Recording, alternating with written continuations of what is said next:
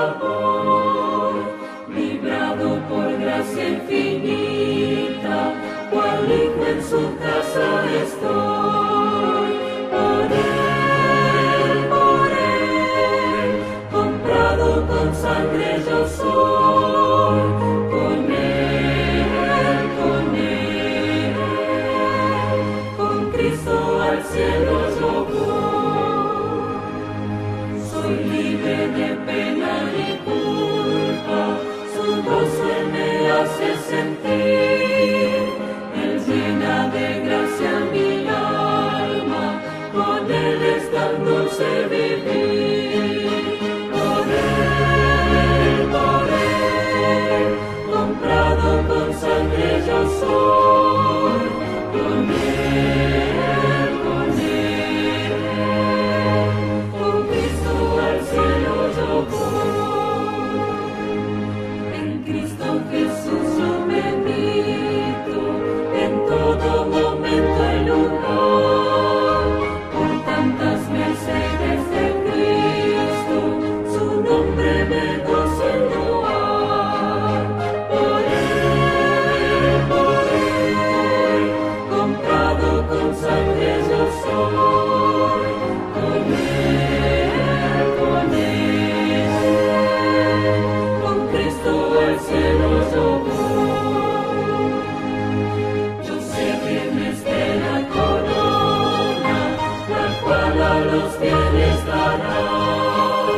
Me entrego con fe al Maestro, sabiendo que me guardará. Por él, comprado con sangre yo soy, con él, con Cristo al cielo yo voy.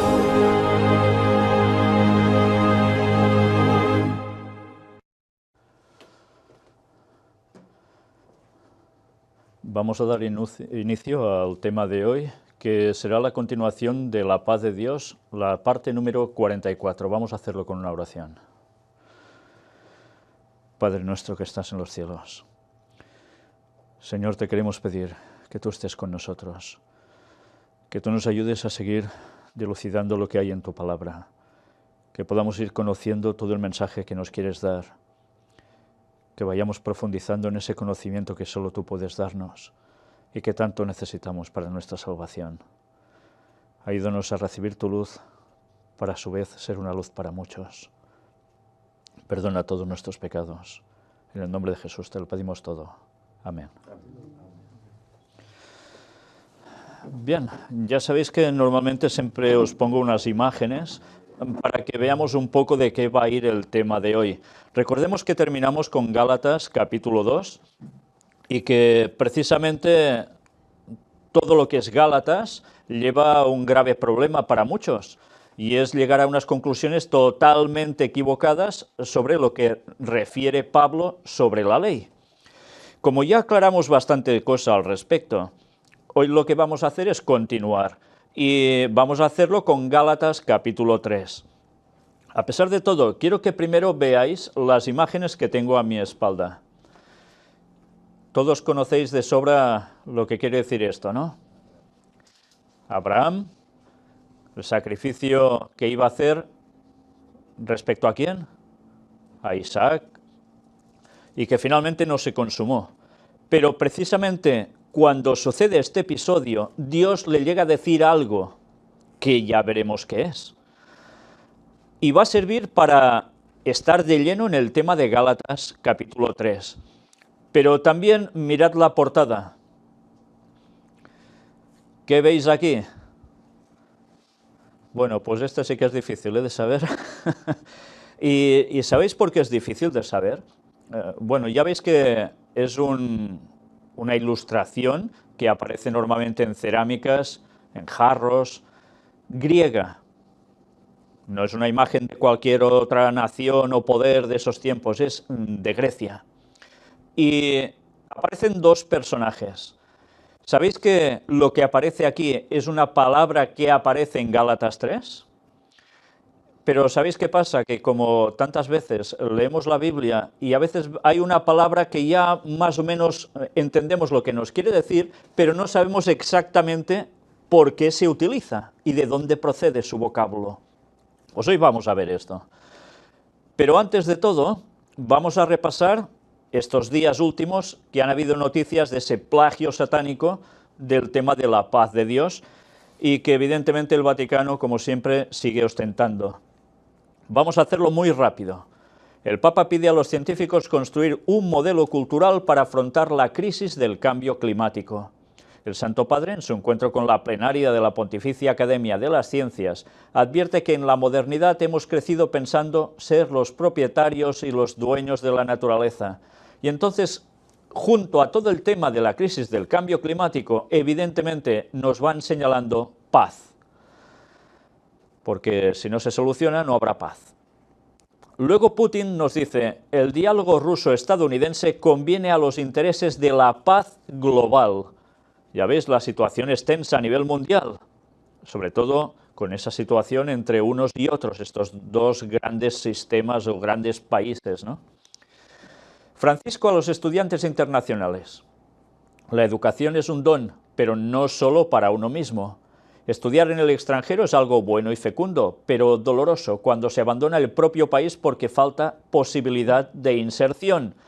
Y junto a todo esto nos vuelven a hablar que hace falta ocuparse del bien común y de la paz. Fijaos cómo ya es un continuo la palabra bien asociada a común y, cómo no, el tema de la paz. En Derribar muros, en este artículo, que era del segundo domingo de Adviento, también, como no, el tema era el tema de paz, por supuesto. Justicia y paz. Gran Rabinato de Israel y Santa Sede, no a la violencia en nombre de Dios. Concluyó esta semana en Roma la 14ª reunión de la Comisión Bilateral. Ya veis, judíos por un lado, Vaticano por el otro. Y, como siempre, nuevo orden internacional, o sea, lo que diríamos nuevo orden mundial, fundado en la paz, en la justicia y en el cuidado de la creación. Por tanto, Laudato Si, la encíclica del Papa, de pleno. Y después, alcaldes de toda Europa se reúnen en el Vaticano para debatir la situación de los refugiados. El encuentro se celebra en la Casina Pío IV los días 9 y 10 de diciembre, ya concluido, y allí estuvieron alcaldes de las ciudades más importantes. No fueron todos, ni mucho menos, pero, por ejemplo, estuvo Ada Colau, de Barcelona, alcaldesa de Barcelona. ¿Y de qué iban a tratar? Pues también desarrollo sostenible integral, de la justicia y de la paz. Ya veis que es un continuo. Concluyó en el Vaticano la cumbre de alcaldes europeos. Las conferencias fueron transmitidas en directo por internet y seguidas, por supuesto. Y una vez más, el tema de la paz, cómo no. Mensaje del Papa por la Jornada Mundial de la Paz 2017. Este ya, evidentemente, es la jornada estrictamente para la paz. La no violencia es el estilo de la política para la paz. Y mirad, paz, evidentemente, hasta en la sopa, tantas como queráis. Y ya es largo, pues ya lo veis, cuántas veces hablando de paz, paz, paz, es un continuo. Pero además, ¿a quién va asociado? María es reina de la paz. Tengamos esto claro, siempre la Virgen María, que ellos dicen, que ya sabéis que en verdad es Semiramis, que nada tiene que ver con la Virgen María, auténtica, el título de Reina de la Paz o Reina del Cielo, ya lo sabéis, como siempre. El Papa, tenemos que correr para llevar la buena noticia. En la catequesis de la audiencia general de este miércoles, el Santo Padre asegura que la presencia de Dios en medio de su pueblo, entre los pequeños, en las realidades adversas o cuando llega la tentación de pensar que nada tiene sentido, se convierte en portadora de libertad y de paz. Bueno, pues era de esperar, libertad y paz, lo que todo el mundo anhela tanto. Pero mirad también esto, China, Estados Unidos. Atacar el principio de una sola China tendría un serio impacto sobre la paz. Ya sabéis que con Donald Trump la situación caras a China está cambiando y son unas amenazas bastante peliagudas y China está respondiendo. Si queréis tratar del tema de Taiwán como independiente de China, problemas y peligra la paz. Y ya sabemos qué va a suceder, al final. Daniel 11 es muy claro. Francisco pide a los gobiernos que asuman un estilo no violento. El Santo Padre recibe a los nuevos embajadores de Suecia, Fiji, Moldavia, Mauricio, Túnez y Burundi. Ya veis, todo el mundo en pos de la bestia, por supuesto. ¿Y qué va hablando por allí? Pues como siempre destacar el tema de la paz.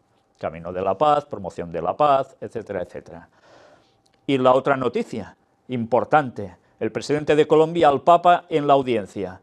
Necesitamos su ayuda. Es fuertísimo esto, ¿eh? En la audiencia, Santos le regala un balígrafo, porque estaba hecho con una bala, con escrito: las balas han escrito nuestro pasado, la paz es nuestro futuro. El presidente Uribe llega también a Roma y tuvieron un encuentro, precisamente, que esto lo veremos en la próxima de Noticias de Actualidad, los tres juntos, hablando de la paz de Colombia. Pero ya habéis visto, ¿eh? ¿Necesitan a quién? La ayuda del Papa. Pues así está la situación en Colombia. El papado por sus fueros, cómo no. Da igual quién mande. Al final, todos supeditados a la bestia. Y paz, evidentemente, era el tema. Pues bien, ha sido un rápido resumen de las noticias que durante estos últimos 15 días han transcurrido sobre la paz y donde nos damos cuenta cómo el mundo está dándole vueltas continuamente a ese tema, la paz, pero el Vaticano llevándose la palma, por supuesto. Y bien, ahora vamos a adentrarnos directamente al tema de Gálatas capítulo 3, donde seguiremos analizando la auténtica paz de Dios. Y ya hemos visto que para tener la paz de Dios, Irene, ya sabéis que es Irene, pues hemos de seguir tratando en qué consiste la paz y la no paz, la auténtica. Pero antes de iniciarnos, me gustaría que abrieseis vuestras Biblias, porque hay un texto que es esencial a tener en cuenta antes de analizar Gálatas 3. ¿Y cuál es este texto? Pues es este, Romanos. Aparece en el capítulo aquí no sale, y nos dice: ¿luego por la fe invalidamos la ley? En ninguna manera, sino que confirmamos la ley. Si olvidamos este texto antes de adentrarnos, es el capítulo 3, sí, Romanos 3:31. Si olvidamos este texto antes de iniciar la lectura en Gálatas 3, o de hecho de todo el libro de Gálatas, es cuando a tantos evangélicos les lleva al error, porque llegan a conclusiones que el texto realmente escrito por Pablo no afirma, y es que la ley ya no hace falta cumplirla porque con Cristo se acabó todo. Es curioso que hoy Ángel en la escuela sabática estaba diciendo prácticamente mucha cosa de la que va a surgir hoy aquí, en este tema de la paz de Dios. ¿Por qué será que salen las cosas coincidiendo siempre? Luego, ¿por la fe invalidamos la ley? Esa pregunta la hemos de tener clara porque tiene una clara respuesta. En ninguna manera, sino que confirmamos la ley. Por tanto, la ley no está muerta, la ley sigue estando en vigencia. Y sabiendo esto, ahora sí que podremos continuar con la lectura de Gálatas, porque es el mismo Pablo el que escribe tanto un texto como los que vamos a ver ahora. Y vamos a iniciar en el versículo 1 en adelante, donde nos dice: «Oh Gálatas insensatos, ¿quién os fascinó para no obedecer a la verdad, a vosotros ante cuyos ojos Jesucristo fue ya presentado claramente entre vosotros como crucificado?» Ya vimos quiénes eran, los que fascinaron a los Gálatas. ¿Lo recordáis? Los judaizantes. Los que decían que para ser un buen cristiano primero se debían, ¿qué? Circuncidar. Y aceptar otra vez las leyes que con Jesús habían quedado clavadas en la cruz, que eran las ceremoniales, las rituales, pero jamás los 10 mandamientos.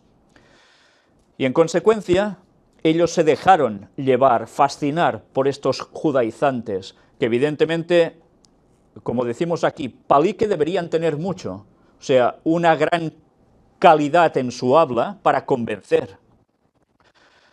Y mirad qué nos dice ahora. Esto solo quiero saber de vosotros. ¿Recibisteis el Espíritu por las obras de la ley o por el oír con fe? Aquí Pablo ya veis que no se anda con chiquitas, va directamente al grano.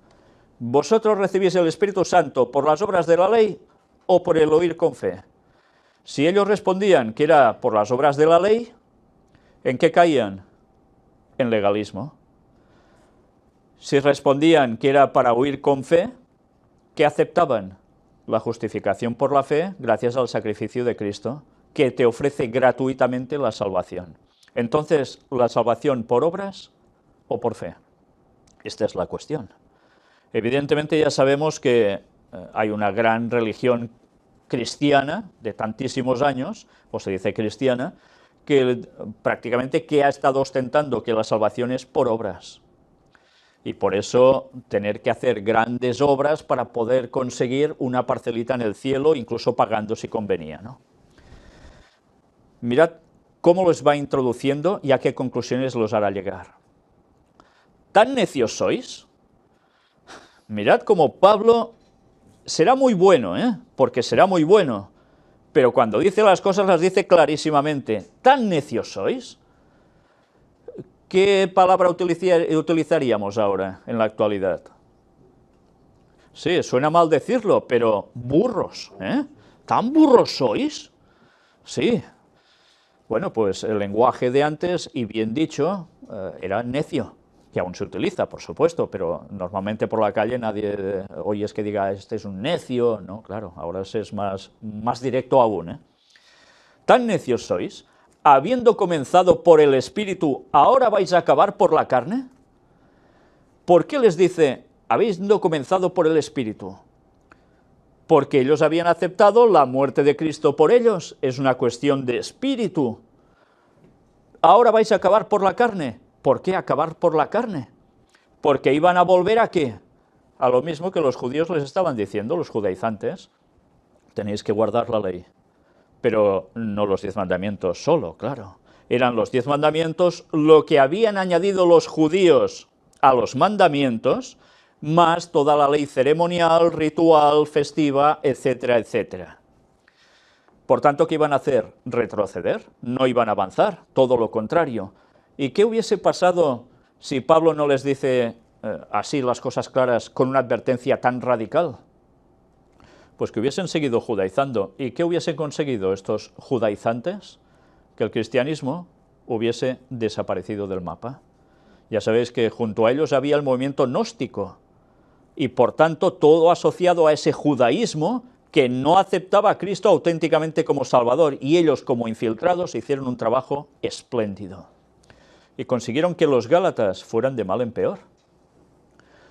Pero mirad que les pregunta ahora, ¿tantas cosas habéis padecido en vano? Si es que realmente fue en vano. ¿Por qué les dice habéis padecido en vano? Porque los gálatas, como vemos en otros lugares, cuando Pablo hace referencia a ellos, lo pasaron mal por creer, muy mal. Y ahora, de repente, cuando las cosas están con tranquilidad, hacen caso a los judaizantes y mira por dónde se vuelven hacia atrás. ¿Cuántas veces pasa eso? ¿Cuándo es que las iglesias en verdad prosperan? Cuando están afianzados sus miembros en la fe. Normalmente cuando las cosas van mal. Es triste, pero la condición humana va así. Y cuando las cosas van bien, entra la laxitud. Todo es comodidad, vamos a la iglesia el sábado un ratito y ya estamos contentos, ya cumplimos. ¿Y qué pasa con la fe? ¿Qué pasa con ese espíritu de predicar, de vivir, de dar? Se acaba. En consecuencia, en el fondo, han pasado 2000 años, pero el ser humano es el mismo. ¿Fue en vano realmente lo que ellos pasaron? Aquel pues que os suministra el Espíritu y hace maravillas entre vosotros, ¿lo hace por las obras de la ley o por el oír con fe? ¿Por qué dice el que os suministra el Espíritu? Es Dios, ¿no? Y se les suministra el Espíritu Santo y hace maravillas entre vosotros. ¿Qué maravillas hizo? Pues recibieron los dones del Espíritu. Por tanto, auténticas maravillas. Pero después les pregunta, ¿lo hace por las obras de la ley o por el oír con fe? O sea, el Espíritu Santo lo estáis recibiendo porque vais en consecuencia a las obras de la ley o porque en verdad creéis con fe. Y ahora entenderemos el por qué esa imagen a mi espalda de Abraham e Isaac. Así Abraham creyó a Dios y le fue contado por justicia. Sabed, por tanto, que los que son de fe, estos son hijos de Abraham. ¿Qué es lo que creyó Abraham a Dios, que le fue contado por justicia? ¿Lo recordáis qué fue? Le dice que le sacrifique ¿a quién? A su hijo. ¿Y qué hace Abraham? Dice, pues no me da la gana. Fue a hacerlo, pensando que hasta así Dios tenía el poder de resucitarlo, porque había algo. Le había dicho que era el hijo de la promesa, ¿no? De un algo especial. Bueno, era una situación que, desde luego, encontrarse en esa situación debería ser impresionante para cualquier persona, ¿eh? Pero Abraham no reaccionó como tantísimos podríamos llegar a hacer, de decir, esto no, yo no lo hago, sino que creyó por fe. Creyó que si Dios le pedía esto, por algo era, que él no terminaba de captar, pero lo aceptaba, sabiendo que Dios es bueno, que lo quería. ¿Y recordáis un tiempo antes que hace Abraham? Cuando Dios lo llama por primera vez, ¿qué le dice? Deja el qué, tu tierra y tu parentela. ¿Y qué hizo? Dijo, pues no, yo me quedo en Ur de los Caldeos, que se está a la mar de bien. Hizo caso. ¿Sabía dónde iba? No sabía dónde iba. Pero Dios le promete algo y él por fe avanza. Por tanto, primero es la fe. Por eso, todo es por fe. Después, como consecuencia, ¿qué vienen? Las obras, porque hay un amor hacia Dios y es un acto recíproco de intentar hacer su voluntad. Sabed, por tanto, que los que son de fe, estos son hijos de Abraham. ¿A quién se está dirigiendo aquí él? A los Gálatas. ¿Y los Gálatas eran judíos? Había algunos que eran los judaizantes, que esos sí que venían de judíos, pero el resto eran gentiles. Por tanto, ¿qué les dice? Que si tenéis fe, seréis de los hijos de Abraham. O sea, sin ser del mismo linaje, del mismo pueblo, pasaban a ser aceptados por fe, como si fueran linaje de Abraham mismo. Y si eran linaje de Abraham, ¿qué les repercutía eso a ellos? Pues que iban a participar de la promesa hecha a Abraham. Y la Escritura, previendo que Dios había de justificar por la fe a los gentiles, dio de antemano la buena nueva a Abraham, diciendo, en ti serán benditas todas las naciones. Una vez más, había de justificar por la fe a los gentiles. Fijaos cómo es claro, ¿eh? Los gentiles, si tenían fe, pasaban a ser justificados, pasaban a ser de la descendencia de Abraham. ¿Pero les dice que se tienen que circuncidar? No, en absoluto. En ti serán benditas todas las naciones. ¿Cómo fue dado a Abraham que en él fueran benditas todas las naciones? ¿A través de quién? De Isaac, que era el hijo de la promesa. ¿Pero se acaba todo ahí? ¿Qué viene después de Isaac a lo largo de generaciones? ¿Quién aparece? El Mesías. Bueno, pues en él iban a ser benditas todas las naciones. De modo que los de la fe son bendecidos con el creyente Abraham. Más claro no puede ser. Si tienes fe en que Cristo muere por ti y quieres seguirlo de corazón, pasas a participar de la bendición que se le da al creyente Abraham. Fijaos que dice al creyente Abraham, creyente de creer por fe. Y ahora esto nos debería hacer pensar a todos. ¿Realmente nosotros participamos de esa bendición? ¿O a veces queremos participar y a veces no? Debemos estar en todas. Porque todos los que dependen de las obras de la ley están bajo maldición. Pues escrito está, maldito todo aquel que no permaneciere en todas las cosas escritas en el libro de la ley para hacerlas. ¿Qué está diciendo entonces aquí? Que no hemos de actuar en consecuencia a los 10 mandamientos, porque si no somos malditos. ¿Está diciendo esto? Fijaos que no podemos olvidar nunca el texto inicial que hemos mostrado antes de empezar, ¿eh? Dependen de las obras de la ley y están bajo maldición. Por tanto, está haciendo referencia a los legalistas, a las personas que creían ganar el cielo por las obras, pero además añadiendo todos esos mandamientos extras que ya no tocaba guardar. Y no hace referencia a los 10 mandamientos, sino al resto de leyes, tal como vimos al iniciar Gálatas capítulo 1. Pero ahora dice, pues escrito está, maldito todo aquel que no permaneciere en todas las cosas escritas en el libro de la ley para hacerlas. ¿Y qué pasaba con los que eran malditos? ¿Les pasaba algo o no? Morían. ¿Y Jesús recordáis que se dice algo respecto a él? Maldito el que es, ¿qué? Colgado en un madero. Pero sabéis que los judíos cuando colgaban en maderos no era crucificando, ¿no? Era empalando. Tengamos esto claro, ¿eh? Bueno, pues, ¿entonces qué? ¿Malditos? Si se quiere hacer todo por legalismo y aceptando otra vez la cuestión judaizante. Está hablando del libro, no las tablas. No, el libro, que era lo escrito precisamente por Moisés, no por dedo de Dios, y que no entró dentro del arca de la alianza como los 10 mandamientos grabados en piedra que sí se pusieron allí dentro. El rollo de la ley, todo lo otro, fue puesto al lado y escrito, no fue conservado en piedra. Evidentemente esto estaba denotando algo, la ley en piedra permanece para siempre. Lo otro, ¿qué pasa con el papel con el paso del tiempo? Bueno, el papel o con lo que escribieran ellos, se iba deshaciendo, se hacía polvo. Por tanto, ya estaba diciendo que claramente eso llegaría a su fin, y ese fin llegó con Cristo. Y que por la ley ninguno se justifica para con Dios es evidente, porque el justo por la fe vivirá. ¿No nos justificamos delante de Dios por ley? Claro que no.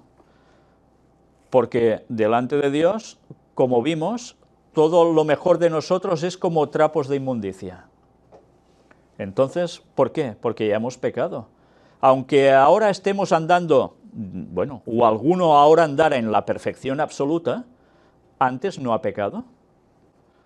El camino de la santificación es progresivo. Nadie ha nacido sin pecado aquí en la tierra.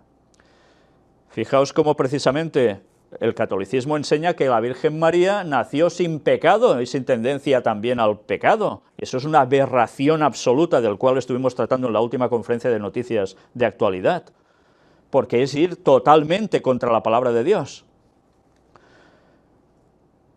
La ley, ninguno se justifica para con Dios.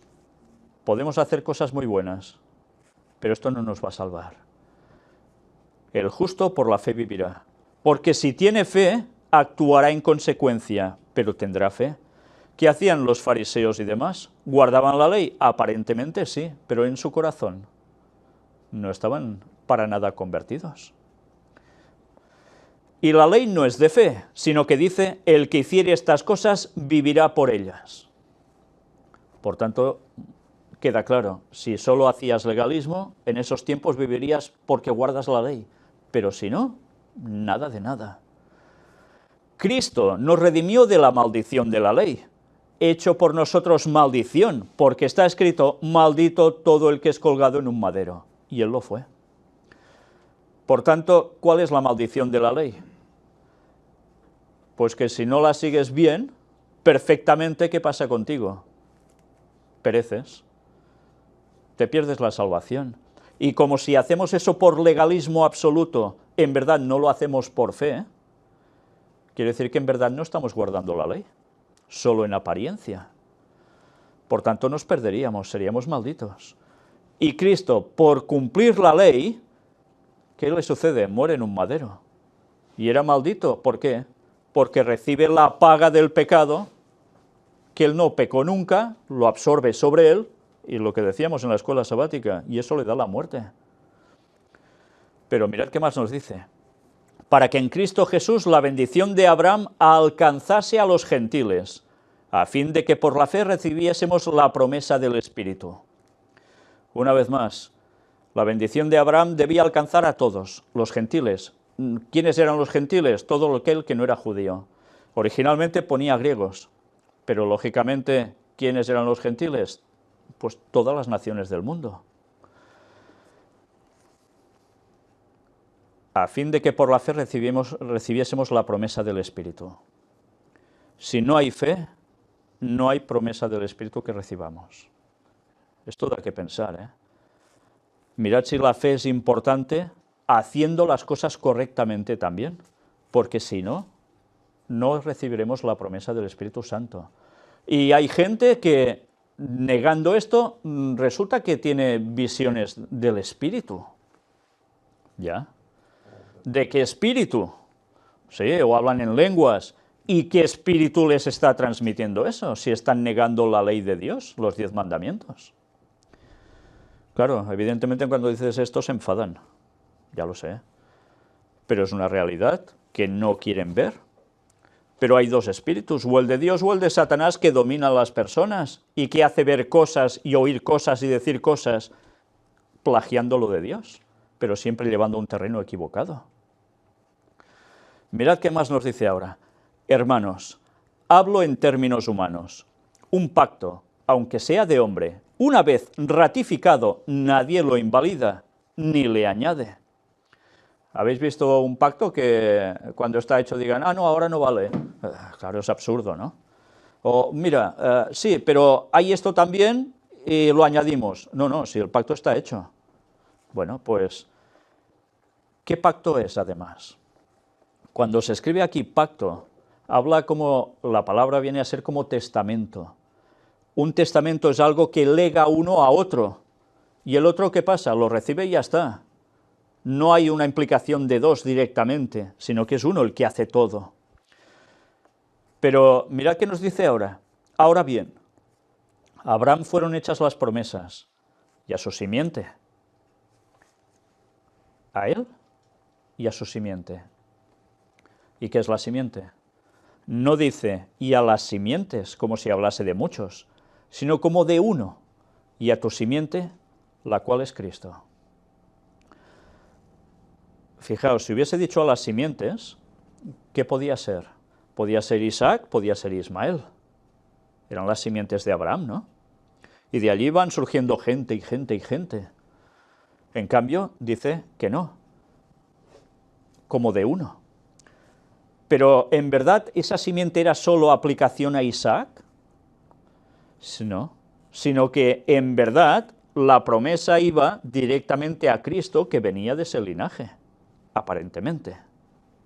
Con lo cual, la simiente es Cristo, no es solo Isaac, no es solo un judío, es Cristo. Esto pues digo, el pacto previamente ratificado por Dios para con Cristo, la ley que vino 430 años después, no lo abroga para invalidar la promesa. Aquí está hablando del periodo desde cuando Abraham recibe la promesa, 430 años hasta que llegan y salen de Egipto después. Y durante todo este tiempo, ¿qué aparece? La ley. Cuando Abraham sale, ¿le ha dado Dios unos 10 mandamientos y todos unos ritos ceremoniales y demás? No, se da en el Sinaí cuando han salido de Egipto. Y a partir de allí ratifica, dice, para con Cristo. ¿Por qué? Porque Cristo es la clave de todo. Pero dice, no lo abroga. ¿No lo abroga qué es? No lo suprime, no lo anula. La ley sigue en vigencia. Porque si no, ¿qué? Se invalidaría la promesa. Por tanto, ley y promesa va junto. No se puede desasociar una cosa de otra. Y la promesa era a través de Cristo.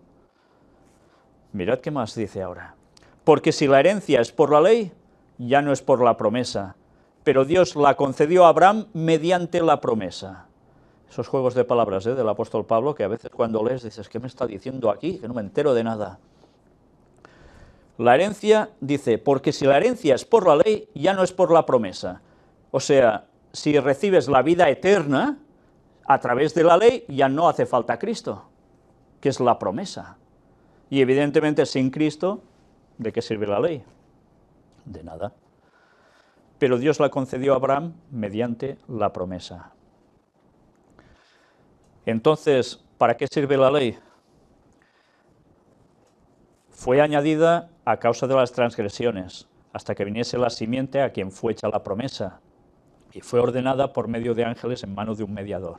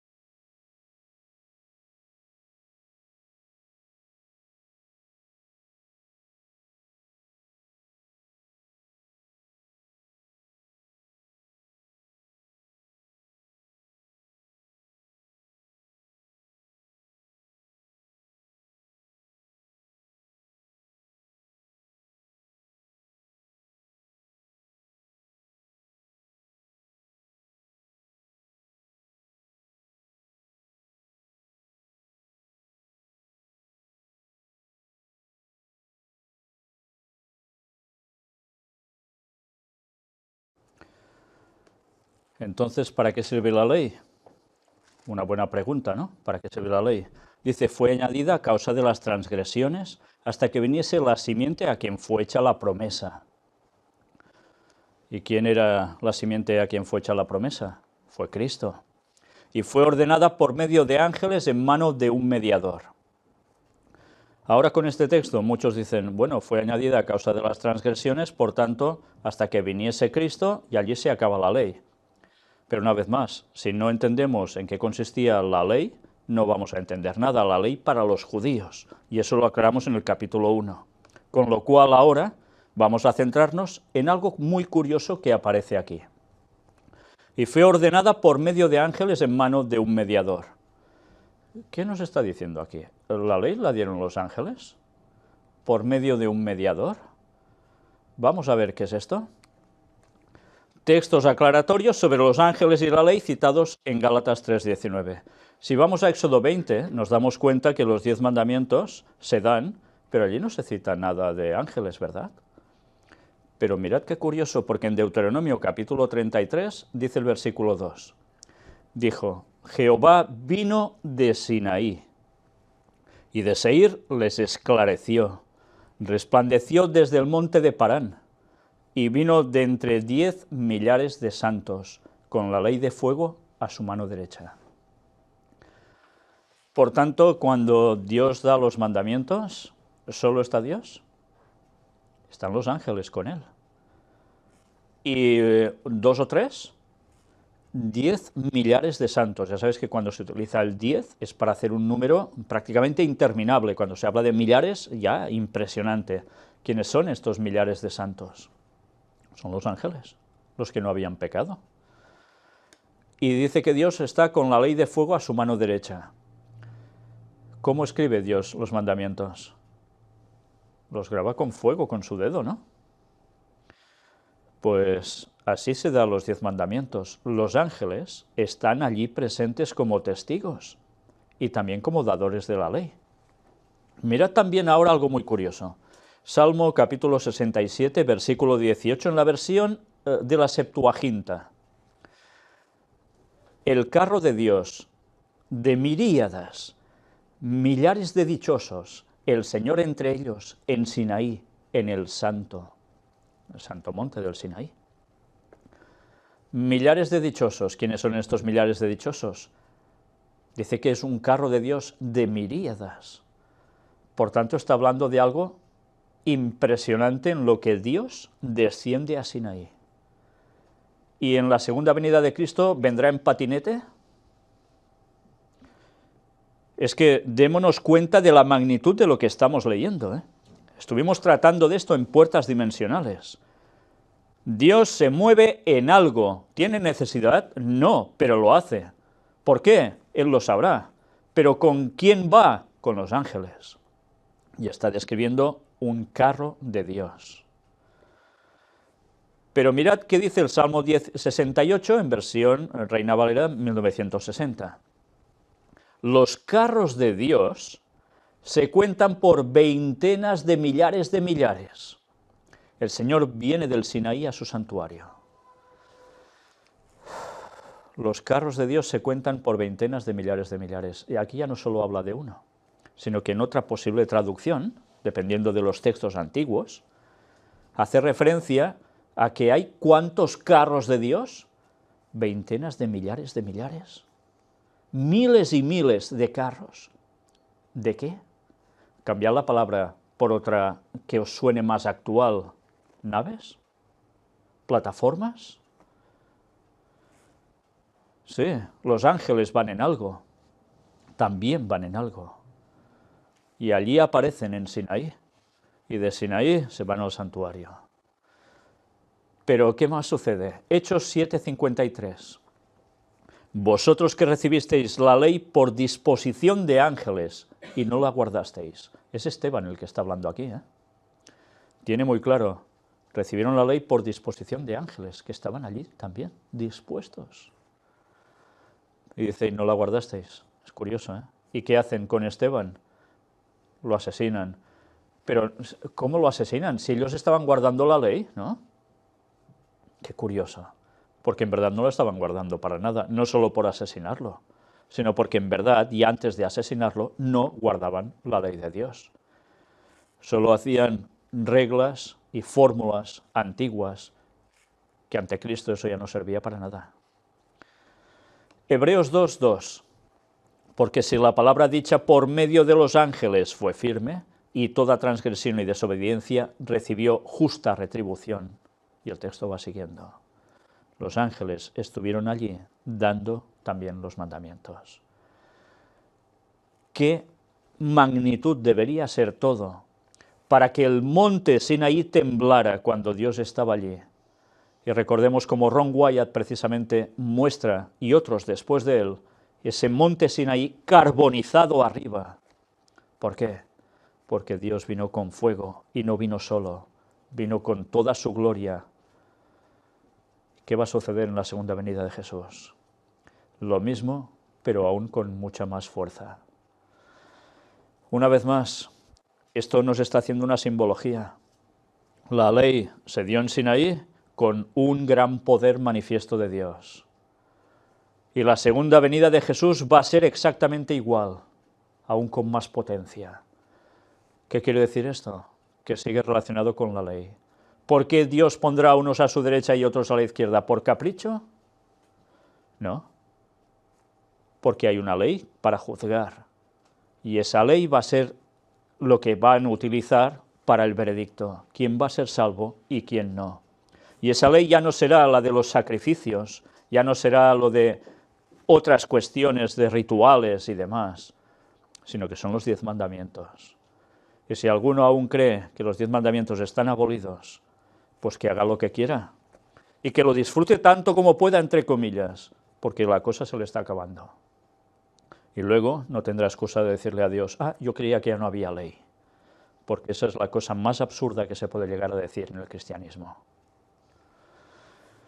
Vamos a continuar con la lectura, donde lo hemos dejado. Gálatas 3, del 20 al 23.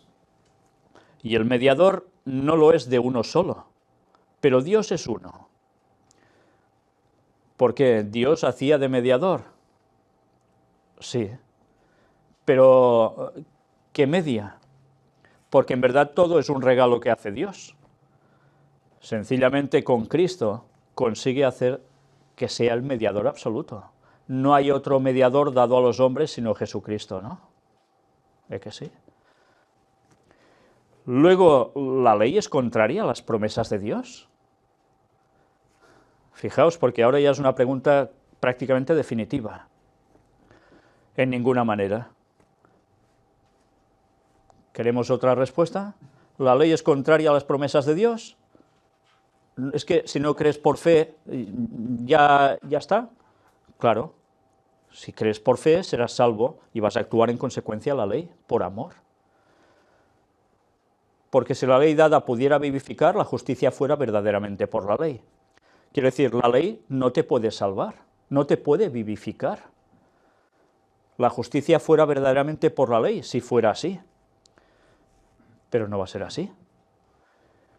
Mas la Escritura lo encerró todo bajo pecado, para que la promesa, que es por la fe en Jesucristo, fuese dada a los creyentes.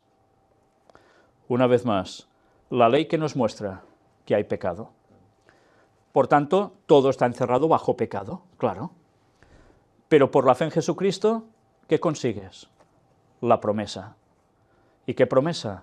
La salvación, la vida eterna. Pero antes que viniese la fe, estábamos confinados bajo la ley, encerrados para aquella fe que iba a ser revelada. Antes que viniese la fe, estábamos confinados bajo la ley. ¿Qué hace referencia cuando dice antes que viniese la fe? Pues antes que viniese Cristo como tal. Estábamos confinados bajo la ley, encerrados para aquella fe que iba a ser revelada. ¿Cuándo? Pues cuando Cristo apareciese. Y a partir de allí, ¿qué? ¿Los 10 mandamientos ya anulados? Ya hemos visto que no. Pero había otro tipo de leyes que evidentemente quedaban en desuso. Mirad ahora el texto original en griego de Gálatas 3:23. Es interesante. Bueno, primero recordemos el texto. Pero antes que viniese la fe estábamos confinados bajo la ley. ¿Qué es estar confinado bajo la ley? Fijaos una vez más, cuando leemos una palabra, la de sorpresas que nos vamos a llevar, cuando ahora vayamos al original griego, extraído de este Nuevo Testamento interlineal, griego-español, y este es el texto en cuestión. No dice confinados, dice éramos custodiados. ¿Y qué significa ser custodiado? Literalmente dice esto, custodiados, no confinados, y es igual como para impedir una evasión. ¿Una evasión? Mirad, en mi viejo diccionario enciclopédico que me compró mi padre cuando yo tenía muy pocos años, que siempre se lo agradeceré, ¿qué aparece como definición? Custodia. Persona o escolta que custodia a un preso. Fijaos que está hablando de la ley, ¿eh? Persona o escolta que custodia a un preso. Si vamos a custodiar, nos dice guardar con cuidado y vigilancia. ¿Esto es lo que hace la ley por nosotros? Pues sí, ¿eh? Nos custodia para que no nos escapemos por otros cerros, para que vayamos siguiendo por donde hemos de seguir. Y además lo hace con cuidado y vigilancia. Eso es la ley para nosotros. Vamos a continuar con la lectura porque ahora vamos a ver algo más. Gálatas 3, 24 y 25. De manera que la ley ha sido nuestro ayo para llevarnos a Cristo, a fin de que fuésemos justificados por la fe. Pero venida la fe, ya no estamos bajo ayo. Y ahora son esas palabras que leemos cada año cuando hacemos la lectura de toda la Biblia, ¿no? Y decimos ayo, y ayo, vale, sí, ya vemos que es algo que nos conduce, que nos guía, pero ¿qué es exactamente ayo? Bueno, supongo que muchos ya lo sabréis, pero como hay otros que seguro que no, vamos a verlo. Fijaos, de manera que la ley ha sido nuestro ayo para llevarnos a Cristo, a fin de que fuésemos justificados por la fe. O sea, la ley nos lleva, evitando evasión de nuestra parte, a Cristo, a fin de que fuésemos justificados por la fe. Claro, hemos ido cumpliendo la ley y llega Cristo. Bueno, sobre todo en los años anteriores a Cristo. Pero venida la fe, ya no estamos bajo ayo. Una vez viene Cristo, ya no estamos bajo esa ley, esa forma de conducción que nos lleva allí. Vamos a ver qué es esto. Definición de ayo, no de yayo, ¿eh? Ayo. William Barclay, en palabras griegas del Nuevo Testamento, su uso y su significado, aparece precisamente 2 páginas que no tienen desperdicio. En verdad continúa, pero lo vamos a dejar así. La palabra utilizada para ayo en griego es paidagogos. ¿Os suena algo de pedagogía? La misma palabra nos presenta el gran misterio de Cristo, que es a un tiempo verdadero Dios y verdadero hombre. He aquí la razón por la que Él, y solo Él, es el único mediador entre Dios y el hombre, lo que hemos venido diciendo. Paidagogos, el guardián de la niñez. Ay, madre, ahora veréis qué cosas tan curiosas tiene el idioma cuando sabes de dónde viene todo, ¿eh? La palabra paidagogos se encuentra en el Nuevo Testamento solamente 2 veces, pero es imprescindible entender bien su significado si se quiere interpretar correctamente el pensamiento de Pablo. Fijaos cómo es importante a veces ir a las palabras originales, ¿eh? Lo mismo que del día y la hora, ¿eh? Bien, vamos a ver qué dice ahora. En 1 Corintios 4:15, Pablo dice a los corintios que aunque tengan 10.000 paidagogoi, no tendrán muchos padres, es decir, el que es su verdadero padre en la fe cristiana. Aquí la versión Reina Valera antigua y revisión de 1960 traduce ayos.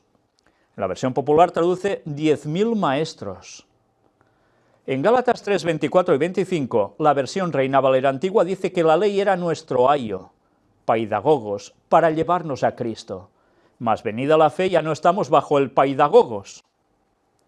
La versión popular dice, la ley se hizo cargo de nosotros, como si fuéramos niños. Mirad qué comparativa, ¿eh? Como si fuéramos niños. Ninguna de estas traducciones es enteramente satisfactoria, por la buenísima razón de que el paidagogos desempeñaba una obligación que nada se corresponde con nuestro sistema educativo. Hasta los 7 años, el muchacho griego estaba casi exclusivamente a cargo de la madre. Mirad cómo en esto eran sabios. ¿Qué dice Elena White? Que así debería ser precisamente con los cristianos, que la madre, durante los 7 primeros años, estuviera con el niño siendo eso, su paidagogos, en definitiva, su instructora en todos los sentidos. Pero veremos que aún hay más de todo esto. Pero incluso entonces, el paidagogos de la casa, si es que lo había, decía lo que tenía que decir. Y ahora veremos quién era el paidagogos. Sócrates, en el Protágoras, en el año 325 de Platón, hablando del niño, dice: apenas el niño empieza a comprender el lenguaje, la madre, la nodriza, el padre y el paidagogos se afanan por hacerlo lo más perfecto posible. ¿Quién era este paidagogos? El paidagogos se hacía cargo de la dirección del muchacho desde que éste empezaba a ir a la escuela hasta que cumplía 18 años. O sea, ahora diríamos hasta que es mayor de edad, ¿no? El paidagogos no era un maestro, según lo que nosotros entendemos por maestro, sino que su deber consistía en acompañar diariamente al jovenzuelo hasta la escuela, para asegurarse de que había llegado a ella sin tener percance alguno, portar los libros y la lira del chico, vigilar su conducta en la escuela y en la calle, adiestrarlo en la moral y en el modo adecuado de comportarse. Es impresionante, ¿eh? Esto era el paidagogos, pero mirad qué más nos dice. El paidagogos debía comprobar que el muchacho iba por la calle con la cabeza ligeramente inclinada, o sea, no altivo, ¿eh? Debía ver que daba la preferencia a los ancianos y que guardaba silencio en presencia de ellos. Vamos, todo lo contrario a lo de ahora, ¿no? Tenía que enseñarle buenos modales a la mesa y a cuidar su porte. Venga, ponte bien, ¿eh? Venga, esa postura, ese todo. En fin, debía leccionarlo en todo lo que en griego se entiende por eucosmia, buenas maneras, buen comportamiento, alegría de la vida. Interesante, ¿eh? Buenas maneras, buen comportamiento, alegría de la vida. Por tanto piensas, ¿y la ley dicen que es una carga? Pero si es lo que te lleva a la alegría. Si cumples la ley de corazón, no tendrás problemas, serás auténticamente feliz. K.J. Freeman dice que el paidagogos era una mezcla de nodriza, lacayo, rodrigón y tutor. Cuando en el Lysis, en 208, Sócrates trata de enseñar al joven que la vida no consiste en hacer meramente lo que nos gusta, se desarrolla la siguiente conversación. Bueno, Sócrates ahora tendría que hablar a más de un joven, también, y a otros de mayores también. ¿Te permiten que te gobiernes a ti mismo o se te niega este derecho? No, por supuesto que no me lo permiten. ¿Tienes entonces a alguien que te gobierna? Sí, mi paidagogos, a quien ves aquí. ¿Y en qué consiste este gobierno que ejerce sobre ti? Me lleva a casa de mis maestros. ¿Veis la diferencia entre uno y otro? La tarea del paidagogos era ansiosa y sumamente práctica, sobre todo si el joven era altivo e independiente. Platón decía que el paidagogos es a su carga lo que el inválido a su salud. Tiene que seguir a su enfermedad donde ésta le conduzca, siendo incapaz de combatirla y pasa su vida en perpetua ansiedad sin tiempo para otra cosa. Esto lo escribe Platón en República, el año 406. Clemente de Alejandría tiene una obra llamada El Pedagogo, en la cual asemeja la palabra a nuestro paidagogos y dice: el paidagogos, por ser práctico y no teórico, ansía perfeccionar nuestra alma y adiestrarla en la vida virtuosa, no en la intelectual, sino en el vivir cotidiano. Plutarco, en su biografía de Quinto Fabio Cunctator, cuenta cómo Fabio derrotó a Aníbal, siguiendo la táctica de ir continuamente tras él. Fabio continuaba sin pelear. Cuando los ejércitos de Aníbal marchaban, él también. Los más fogosos, los que deseaban entrar en combate, tenían a Fabio en poco, hablando mal de él aún a su mismo ejército, y se burlaban llamándole el paidagogos de Aníbal, ya que no hacía otra cosa que seguirle arriba y abajo como un criado. Esto aparece en Plutarco, Vida de Fabio. Se nota claramente que el paidagogos tenía una tarea muy constante y responsable. Por cierto, antes os he dicho que eran los años, no, esos son las citas donde se encuentra, el lugar. Pero la médula del asunto viene ahora. Algunas veces el esclavo escogido para ser paidagogos, ¿veis? Era un esclavo, era viejo y de mucha confianza. Había algunos que tenían un elevadísimo concepto de su labor. Se decía de un buen paidagogos que cuando le preguntaron ¿cuál es tu deber?, él replicó: mi deber es hacer del muchacho lo mejor. Interesante, ¿eh? Cuando Temístocles quiso enviar a Jerjes el mensaje secreto que causó la ruina del caudillo persa, utilizó a Siquinnos, el peidagogos de sus hijos, al que después recompensó con dinero y concediéndole la ciudadanía. Esto aparece en Heródoto 875. A veces, ciertamente el paidagogos era el amigo de confianza de la familia, pero muy a menudo el paidagogos era un individuo poco satisfactorio, pues con mucha frecuencia se le escogía para esta tarea porque, como Plutarco se queja, era demasiado viejo y endeble para realizar cualquier otra. Y bueno, la cosa va continuando. Dice, consta como dato histórico que Pericles, cuando vio a un esclavo caerse de un árbol y romperse una pierna, exclamó: mirad, ahora ya es un paidagogos, porque ya no servía para otra cosa prácticamente, ¿no? Bueno, pues ya veis, era un personaje normalmente anciano, no podía hacer muchas otras cosas, pero ciertamente algunos se lo tomaban muy en serio, y estos que se lo tomaban muy en serio son el reflejo de lo que hacía el ayo respecto a llevarnos a Cristo, cuidando de nosotros, nuestra integridad, nuestra forma de hacer todo correcto. Pero no era el maestro. Cuando llega ¿quién? Es el maestro. Llevaba a los maestros. Llevaba, por tanto, este ayo que escribe Pablo, ¿a quién? A Cristo. La ley debe llevarnos a Cristo, no a rechazarlo, ni a rechazar al propio paidagogos, todo lo contrario. Y ahora... Estaba desvirtuado el paidagogos. Sí, estaba desvirtuado y tanto, y con la ley hicieron lo mismo los fariseos y tantos más, al punto que ya consideraban que no era suficiente y que tuvieron que hacer ampliar esa ley en tantas normas absurdas, en cantidades industriales y otras cosas. Pues mirad, esta es la representación de un paidagogos. Ahora entendemos esta imagen, ¿no? Hoy sí que te lo he puesto difícil, ¿eh, Josep? Mirad, el mozuelo que decía el texto es el que va adelante, un chico joven, evidentemente no debería tener aún los 18 años, porque si no ya no estaría con él, pero el paidagogos lleva algo, la lira del chico, sí, porque eran instruidos también musicalmente, pero lleva algo en la mano, que no lo utiliza solo para andar. ¿Veis una vara? ¿Sabéis que se le representa en numerosas ocasiones a un paidagogos con una vara? Porque si el chico se pasaba de rosca, ahí estaba para marcar las pautas. Sí, y los padres no lo consideraban mal, ¿eh? Cuidado, precisamente intentaban que el paidagogos fuese una persona lo más equilibrada posible para que hiciese del niño un buen chaval. Qué lástima que ahora la educación haya cambiado tanto, ¿no?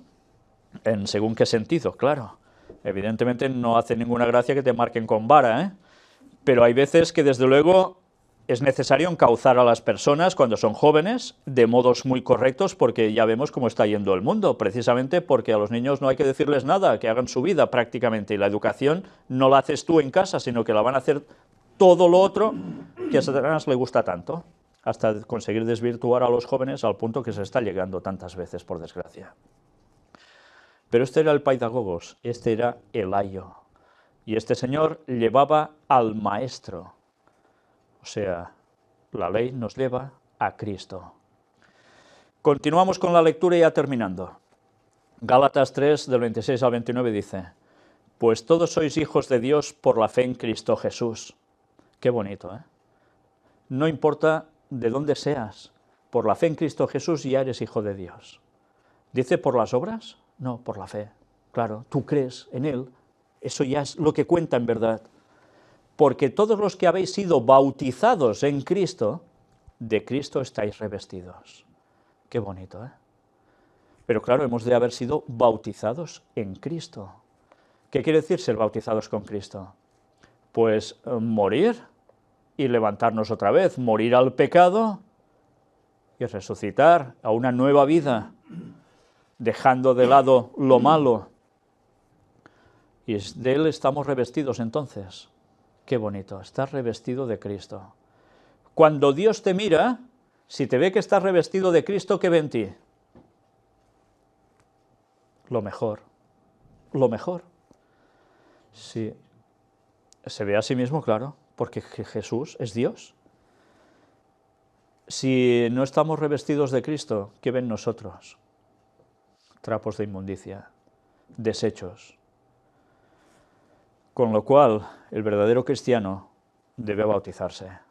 Claro que debe bautizarse. Y participar de la muerte de Cristo y su resurrección. Una vez más, al tercer día, recordamos toda la situación, ¿no? Lo que nos lleva también a ¿qué? A esperar el momento del retorno de Cristo, después de 2000 años. Ya no hay judío ni griego, no hay esclavo ni libre, no hay varón ni mujer, porque todos vosotros sois uno en Cristo Jesús. Aquí está claro. Cada uno evidentemente cumplirá su función.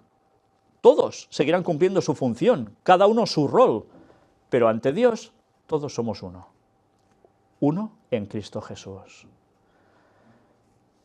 Y si vosotros sois de Cristo, ciertamente el linaje de Abraham sois y herederos según la promesa. Qué bonito. Si somos de Cristo, pasamos a ser linaje de Abraham con toda certeza. Y por tanto heredamos ¿el qué? La vida eterna. ¿No es lo que queremos en verdad? ¿Y quién nos lleva hasta Cristo? Ya lo habéis visto, evidentemente la fe, pero la ley nos ayuda a que no nos desviemos. ¡Qué maravilla! Todo va unido. Y si alguien pone dudas a eso, una vez más que recuerde el primer texto que hemos mostrado. La ley de abrogada nada, la ley sigue en vigencia. Y mirad, si hacemos alusión a Gálatas 3:29, que dice, si vosotros sois de Cristo, ciertamente el linaje de Abraham sois y herederos según la promesa, Gálatas 3:29 hace alusión a Génesis 22. ¿Y qué es Génesis 22? ¿Recordamos la escena? Y extendió Abraham su mano y tomó el cuchillo para degollar a su hijo. Entonces el ángel de Jehová le dio voces desde el cielo y dijo, Abraham, Abraham. Y él respondió, heme aquí. Y dijo, no extiendas tu mano sobre el muchacho, ni le hagas nada, porque ya conozco que temes a Dios, por cuanto no me has rehusaste a tu hijo, tu único.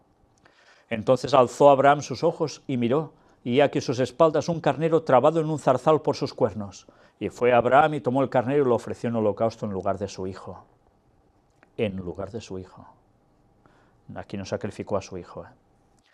Y llamó a Abraham el nombre de aquel lugar, Jehová proveerá. Está haciendo referencia, lo que hemos visto de Gálatas 3:29 a este episodio. Jehová proveerá. Por tanto se dice hoy, en el monte de Jehová será provisto. Y llamó el ángel de Jehová a Abraham por segunda vez desde el cielo y dijo, por mí mismo he jurado, dice Jehová, que por cuanto has hecho esto, y no me has rehusado tu hijo, tu único hijo, de cierto te bendeciré, y multiplicaré tu descendencia como las estrellas del cielo y como la arena que está a la orilla del mar, y tu descendencia poseerá las puertas de sus enemigos. En tu simiente serán benditas todas las naciones de la tierra, por cuanto obedeciste a mi voz. Gracias a lo que hizo Abraham por fe, que iba a obrar en consecuencia, todas las naciones pueden ser benditas y acogerse a la simiente que era Cristo, acogerse a la salvación. Por tanto, Gálatas 3:29, esa promesa que se nos da a todos para ser linaje de Abraham, vengamos de origen judío o no, es igual, ahí todos cabemos. La salvación es para todos. Y eso es lo que Pablo les venía a decir. Seguid avanzando, no judaicéis. Pero ahora resulta que nos vamos a encontrar con otra gran cuestión. viene Gálatas 4, que es lo que veremos, si Dios quiere, el próximo día. Y en Gálatas 4 vamos a ver una vez más cómo Pablo se dirige contra los que están judaizando. Y le suelta un texto, entre muchos otros que vamos a leer, que sigue siendo algo que tanto se aferran a ello para decir, ya no debéis guardar el sábado, eso está clavado en la cruz. Pues vamos a ver qué texto es y vamos a ver cuál es su auténtico significado, en vez de cerrarnos por banda. Si no se investiga, de poco nos vamos a enterar. Y por desgracia a muchos les va tan bien no hacer caso, de querer profundizar, quedarse en la superficie y decir, no hace falta ya guardar el sábado. Pues bien, eso lo vamos a ver con la ayuda de Dios el próximo día. Pero esta epístola a los Gálatas, desde luego, no tiene desperdicio si la vamos analizando bien, porque echa por tierra todo lo que dicen algunos, que los 10 mandamientos ya no pintan nada. Pero sin los 10 mandamientos, siguiéndolos, aceptando por fe a Cristo, no vamos a ser salvos. Si me amáis, guardad mis mandamientos, dijo Jesús, ¿verdad? No olvidemos eso. Pues bien, vamos a terminar con una oración.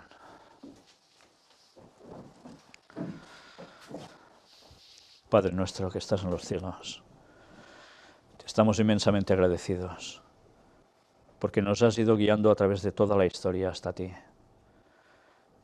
Gracias porque nos muestras el modo de conducirnos correctamente en esta vida. Pero estamos inmensamente agradecidos porque podemos pertenecer, entrar en ese pacto de esa promesa dada a Abraham en su simiente, en Cristo, para que podamos ser salvos. Ciertamente ya no estamos bajo la ley, estamos libres para servirte y seguirte siempre, pero evidentemente por amor te vamos a corresponder y guardaremos lo que tú quieres para nosotros. Ayúdanos, Señor, a serte fieles absolutamente en todo.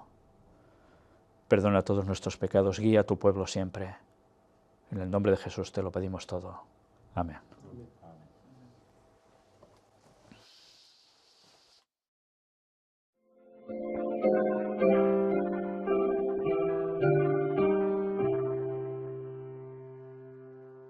Despídenos con tu bendición al retirarnos de este lugar, que la merced de esta reunión en nuestras almas pueda quedar.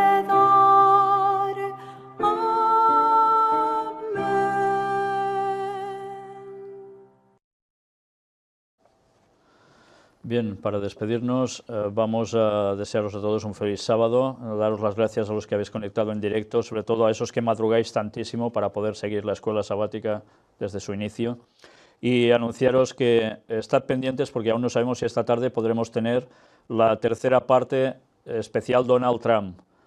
Si podemos, la haremos, os lo vamos a comunicar un poco antes, eso sí, habrá poco margen de tiempo. Y si no, sabed que lo haríamos en el transcurso de esta semana que viene, junto a las noticias de actualidad en relación con la profecía. Recordad una vez más que el mes de enero, a finales de mes, si Dios quiere, estaremos en Vigo, en Galicia, España, donde tendremos un encuentro con las personas que siguen las conferencias también en ese lugar. Si queréis asistir, ya lo sabéis, escribidnos a nuestro email, al mío en particular, y así sabremos con los que podemos contar. Muchas gracias por todo y que terminéis de pasar un feliz sábado.